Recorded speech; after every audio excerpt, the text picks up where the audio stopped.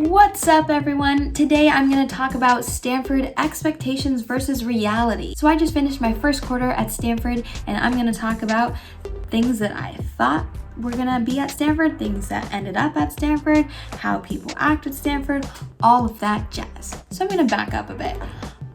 Before I applied to Stanford and just kind of all of growing up, I thought that Stanford was never a possibility for me.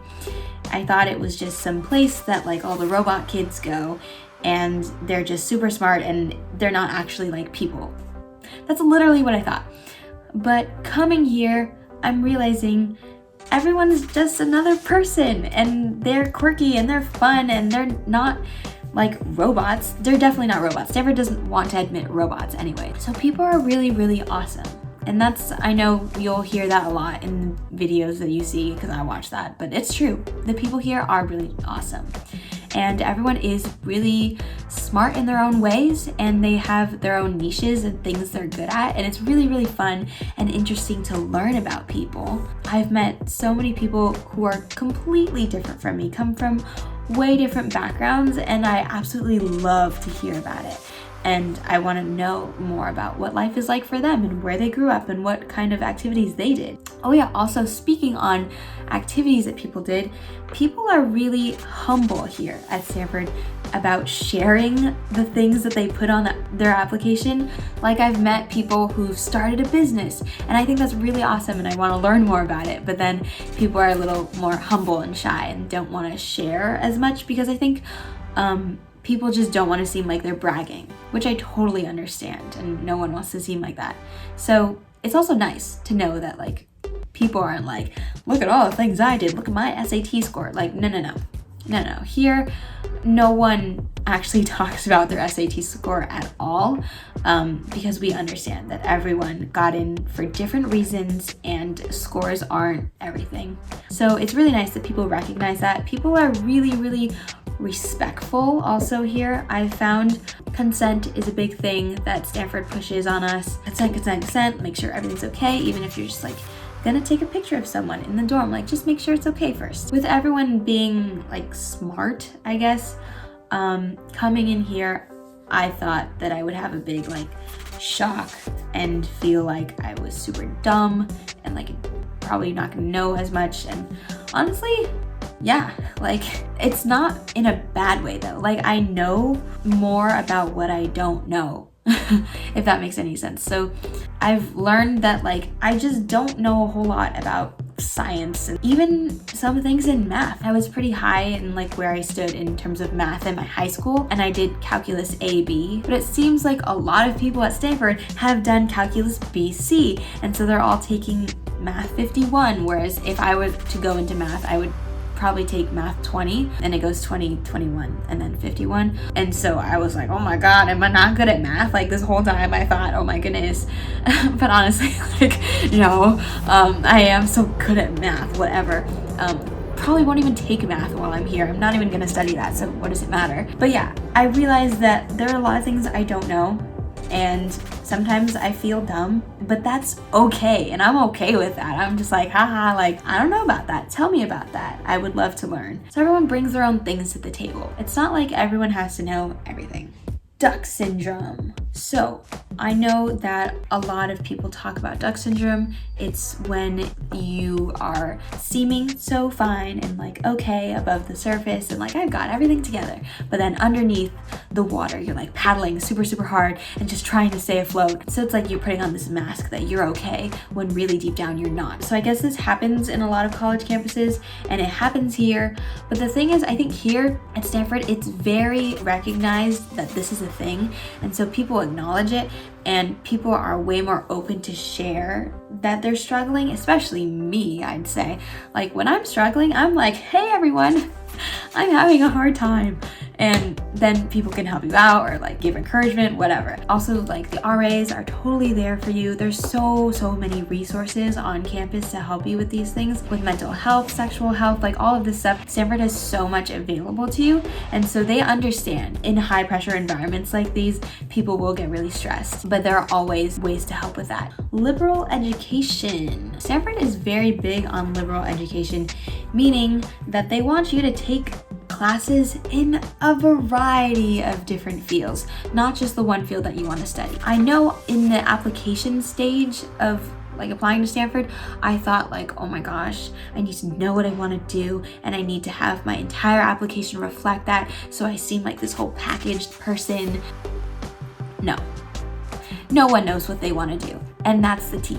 I kind of have an idea of what I want to do, but I'm also figuring that out as I go along. I realized this quarter that I want to major in art practice, and I never thought I was going to major in art practice, but there's a lot of courses available that allow for art and tech to come together. So maybe I want to do that. And then I'm also considering minoring in symbolic systems, but who knows, that could change. So Stanford's really encouraging for us to go and take classes in absolutely anything. Like, you think something's fun? Take a class in it. Just try it out. You've never tried CS before? Take it, or don't. Like, it's totally fine if you do not take CS while you're here, even though a lot of people do, and I'm actually going to next quarter.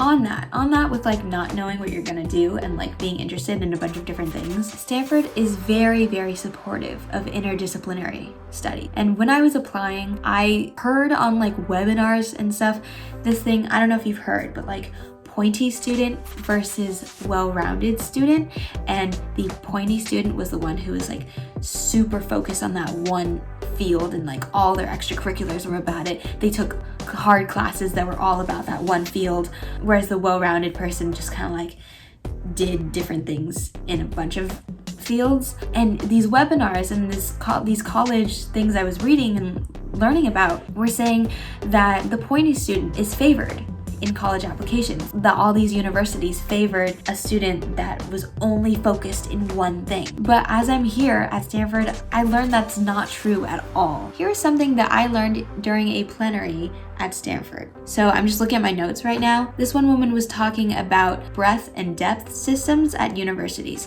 So some universities do the depth system where you dive into one specific subject and that's where you stay and that's where you learn everything. And you stay there the whole 4 years. But most universities in the United States do the breadth-depth system, which is where you learn a lot about your specific field, but then also a bunch in a lot of other fields. So you're getting a breadth education, so like all different things, but then also a depth education into your specific major. And that's really what Stanford's all about. And I learned about this through this one talk that this woman was having. And I was so confused because all this research I had done was like, oh, you have to be a Pointy student. And that's the only way universities are gonna like you. But I'm not that person. Like, I'm interested in art and musical theater and psychology and CS maybe and tech, and like, I'm a well-rounded person, but I still got in. And it turns out that people in the breadth-depth systems are more likely to pursue careers in the field they studied. They're more likely to stick with it because they've had the chance to like see what they actually truly are passionate about and want to study. Their earnings remain higher and continue to grow at a slightly faster rate. These are just things that I'm reading from my notes. So yeah, the breadth-depth system works and Stanford advocates for that.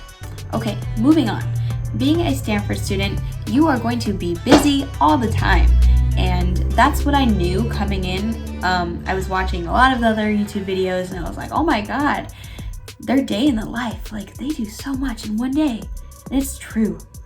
We do so much in one day. I will find myself going to class in the morning and then having lunch with someone right after and then coming home and doing some homework and then going to another class and then having rehearsal and then going to a party and then coming back and talking with some people in the dorm and then going to sleep. Like, there's so much stuff that happens every single day. And it's really, really crazy. And it's true. Like, all those day in the life, like everything that they do in the day, and it's just like, oh, let's hear this person talk about this, or oh, there's a party about this, or, you know, there's like always something going on, which is really, really cool about Stanford, and I love it. I do want to film my own day in the life, and I was meaning to last quarter, but honestly, things got too hectic, and I was just way too busy for that, so I could not. So yeah, events are happening all the time, and we find this out through email. My inbox is flooded every single day, especially if you're a freshman. You get like 70 emails a day, which is crazy. And then they start to like lower down in numbers as the quarter goes on. But there's just so many emails saying, join this, join that. Oh, hey, there's a talk going on about this. There's this event. There's this, that. Like so much is going on all the time. And that's how we find out about these things, which is really awesome. Also, word of mouth. You don't really find out about parties through the emails, but that just travels via your friends. Speaking of parties, let's get into that. From some of the videos I watched over the summer, I was like, wow, Stanford does not party that much. It seems like their parties are just like, whatever. No, that is not true. That is not true. Stanford parties hard, and I was amazed by these people. Like, some people get drunk multiple times a week, every week. I don't know how they do it. That's kind of insane, but they do it. There's parties going on every single weekend, like every single day. Every day except like Sunday and Monday. So you always have a choice if you would like to go out or stay in. The parties are usually at a frat house, and there's like a trillion people squished in a room dancing to this music. Well, dancing? Well, jumping up and down, perhaps. I usually like to dance, and sometimes I find that not a lot of people are dancing, but I'll try to like hype up the crowd and get them to start dancing, because that's what I like to do. But yes, they can be very, very crowded, especially if it's an all-campus party, and it's the kind where it's like, it's really hot in there, and the windows are fogging up, and it's an experience. And there's also pre-games going on all the times in dorms, so like people will get drunk at the dorm first, and then they will go to a party and party there. So you don't really drink at the parties. But yeah, the party scene is big at Stanford, and I didn't really know about that. People don't pressure you at all. Everyone is like, do you want to drink? Only if you want to. Like, consent is a big thing. Everyone just wants to make sure that you're okay and you're having a good time. There were also lots of other get-togethers within student groups and clubs and organizations.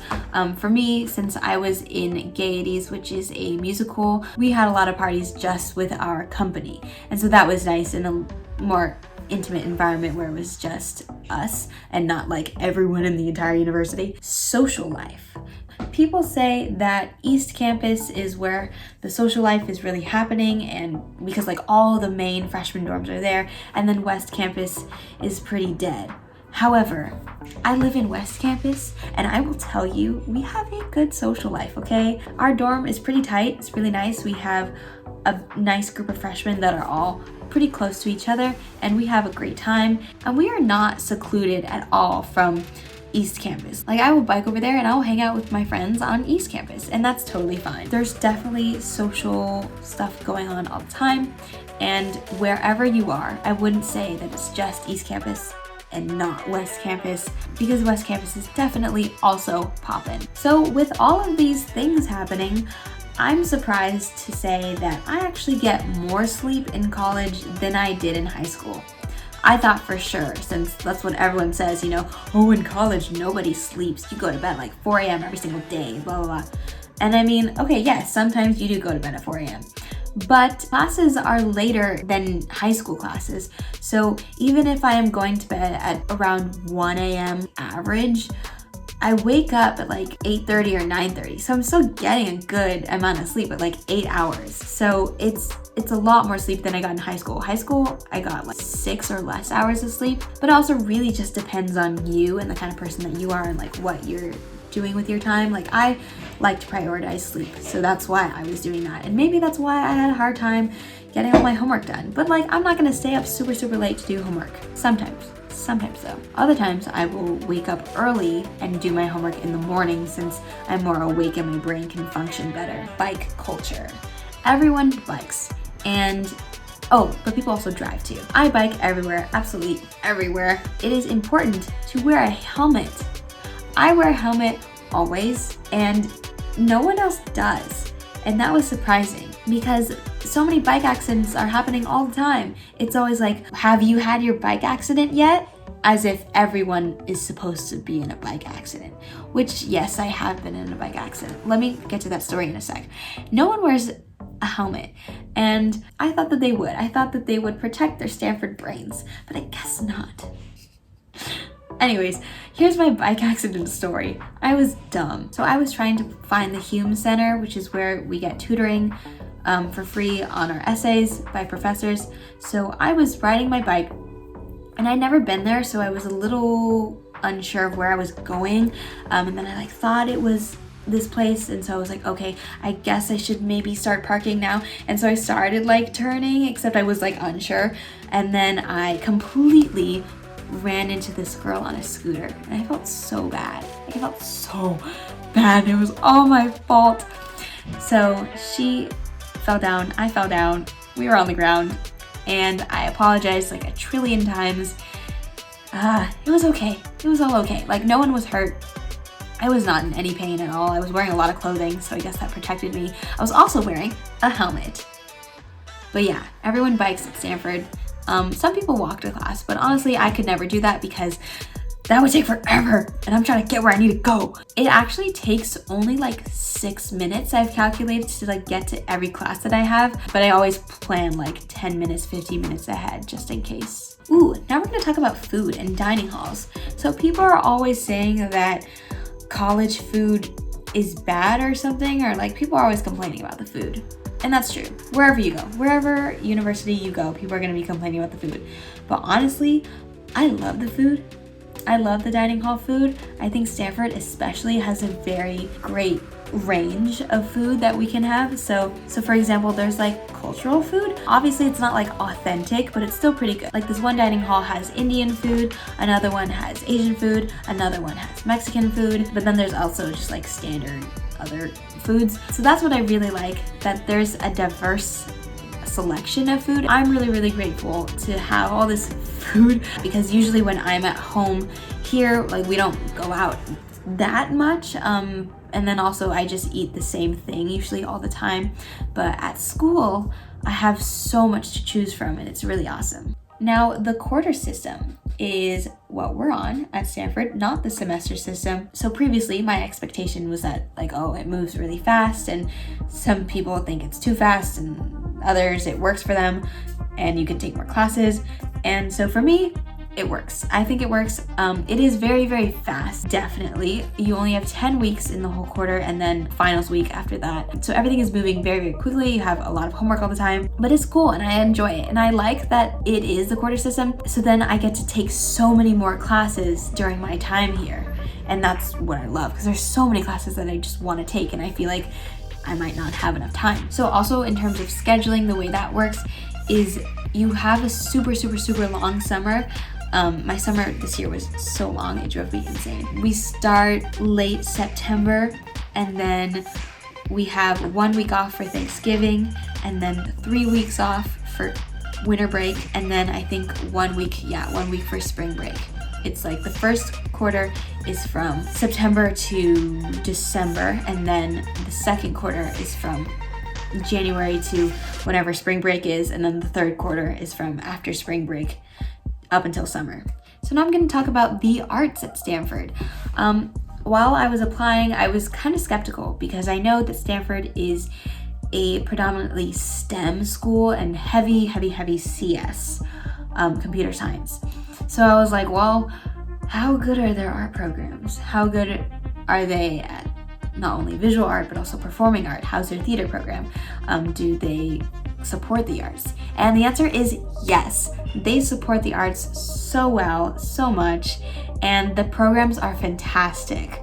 I've met so many talented people because I've been participating in both theater and visual art during my time here. I love the art classes. I've really thought a lot about art and learned about art in different ways than I have before. And in terms of the performing side, there's shows going on all the time, so many different plays and several musicals. It's really, really easy to be a part of them too, and to just work on a show. So that's really nice that they're really open to anyone joining. It's not like, oh, only the theater kids can come in, not for you. No, like it's not like that. Anyone in any major can be in a show. So yeah, the arts at Stanford is really, really great. They have other programs too. They have internships in the arts. They have a New York immersion trip, which I actually just got selected for, and I'm super excited to go. So over spring break this year, I'm going to go to New York for a week and be immersed in the arts. So we're going to go see shows, go look at art galleries, dance shows, musicals, music shows, and then we'll come back and for spring quarter have a class where we discuss our experiences and we'll critique what we saw and all that great stuff. There's so many opportunities, which is really, really nice. No matter what major you are, there's always opportunities. So the last thing I'm going to talk about is homesickness, and this is different for everyone. Some people get homesick, they miss their home, they miss their family, they miss their friends. I totally get it, but I never experienced it, which is crazy because going into it, I was like, oh my gosh, I know for sure, for a fact, that I'm gonna miss home because I've never been away from home for this long. I'm also an only child, so I'm very used to having my parents around, but I never missed home while I was here for my fall quarter. And I think that's because I was just loving every second of Stanford and things were just happening all the time that I didn't have time to miss home. I was just enjoying all the new experiences and the new opportunities and meeting people, and also just loving independence and seeing what that was like. I did a lot of things on my own for the first time. I would ride my bike like 30 minutes off campus to go to a job or grocery shop, or just like all these other things that I would never see myself doing before because I just didn't have that kind of independence that I now do have, and I love it. I've just had a great time here. I hope you guys learned a little bit about Stanford through this, what I expected, what is actually true about it. So yeah, have a good day. Happy holidays.